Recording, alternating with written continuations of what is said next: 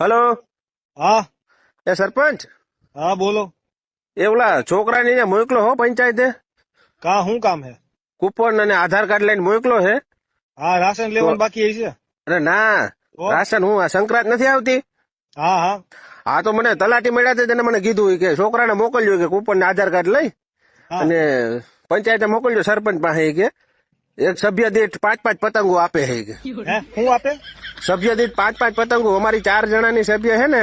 હા હા તો 20 પતંગો છોકરાને આપી દેજો. કૂપન ને આધાર કાર્ડ લઈને મોકલો હે પંચાયતે. કીધું કોણે કે આવું મળે છે અહીંયા? અરે તલાટી ભેગા છે, મને કીધું સરપંચ ને કીધું આપશે ઈ કે. મેં એને કીધું કૂપન માં કોઈ તમને પતંગો આપેલા?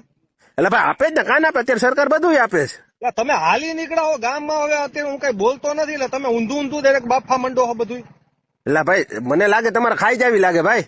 કઈ હે ગામમાં કોઈ દી જોયું કે કોઈ દી કોઈ કૂપન ઉપર પતંગો આપી હોય? અરે ભાઈ એ તો સરકાર છે, તો બધું આપે.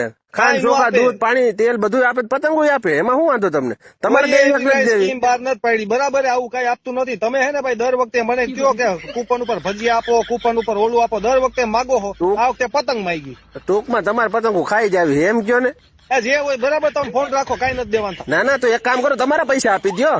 હું શું કામ આપું? એટલે તો સરકાર ના દે તો તમે આપો. અરે સરકાર દે કે નો દે, પણ અમે કઈ પતંગો દેવા બેઠા? તમે વાત તો જો કરો. હાવ હવે ગધેડાને તાવ આવે એવી. આપો ગધેડા ને